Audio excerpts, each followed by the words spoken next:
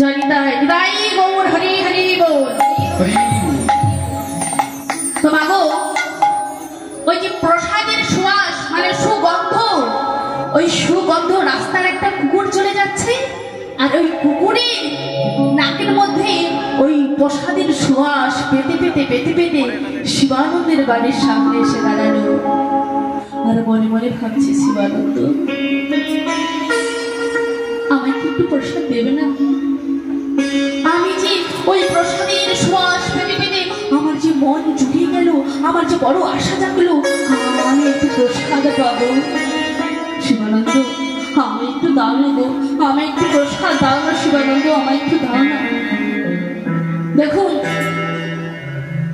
ভক্ত হওয়া যায়, গেরুয়া বসন পরিলে, মাথায় শিখা রাখলে, আর তিলক সেবা করিলে, গলায় তুলসীর মালা রাখলে তাকে কিন্তু ভক্ত বলে না। ভক্ত হয়ে যে ভক্তের মনের কথা বুঝতে পারবে সেই তো প্রকৃত ভক্ত। আজ দেখুন শিবানন্দ ওই কুকুরের মনোভাবটা বুঝতে পারলেন, আর কুকুরের মনোভাবটা বুঝতে পেরে কুকুরটাকে কি করলো না, একটা কলা পাতায় করে একটু প্রসাদ দিলেন। আর যেই না প্রসাদ দিচ্ছে, কুকুরটা আনন্দিত মনে প্রসাদ সেবা করলো। এইভাবে দেখতে দেখতে বেশ কিছুদিন শিবানন্দের বাড়িতে কুকুরটা আসে, আবার চলে যায়। এই করতে করতে শিবানন্দের বাড়িতে কুকুরটা রয়েই যায়, আর কোথাও গেল। দেখতে দেখতে মাসে দুটো করে কি হয় বলুন তো? কি হয়? জোরে বলুন না বাবা। একাদশী হয়। যেই না একাদশী এসেছে, শিবানন্দ ভাবলো আজ তো একাদশী, কুকুর কি আর একাদশী করবে?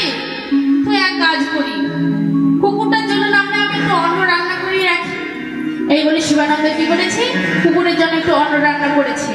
আর এদিকে মহারাজ এসেছে, সকাল থেকে ভাগবত পাঠ হচ্ছে, কারণ আজকে একাদশী, তো একাদশী একটু ভাগবত পাঠ করলে বা শুনলে মঙ্গল হয়, তাই আজ ভাগবত পাঠ হচ্ছে।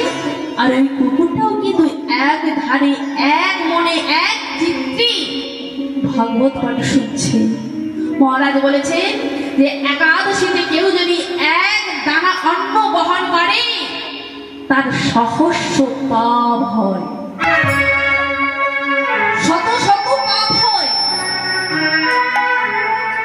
তাই কুকুরটা কি করেছে না, পাঠ শেষ হয়ে গেছে, পাঠ শেষ হওয়ার পর সবাইকে প্রসাদ দিলে, আর কুকুরটার জন্য শিবানন্দ কি করেছে না, একটা কলা পাতায় করে যেই না প্রসাদ, যেই না ওই অন্নটা বাড়িয়ে দিল কুকুরটার সামনে, কুকুরটা হাউ হাউ করে কাঁদছে।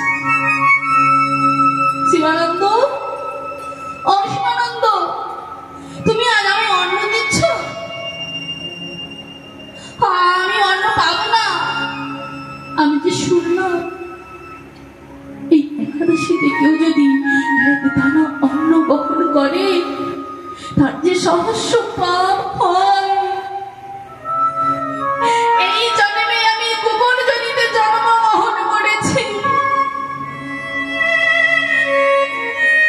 আমি তো জন্মে আমি কুকুর হতে চাই না, আমি তো স্বাধীন মানব জন্ম পেতে চাই।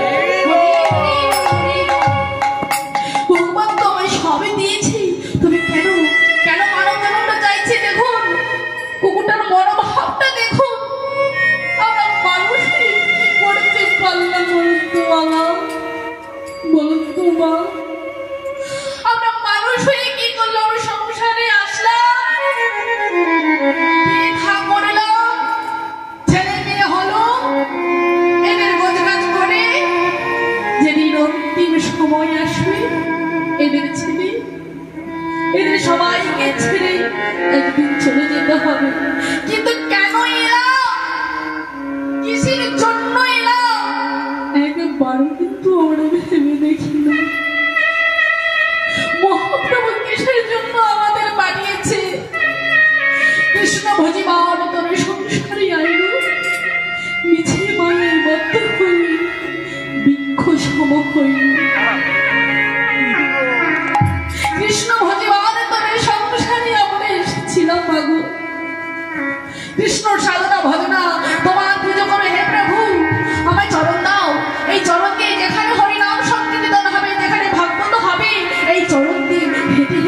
সেইখানে যাব। হে প্রভু, আমাদের হস্তক দাও, আমাদের হাত দাও, এই হাত দিয়ে তোমার রাঙা চরণ পুজো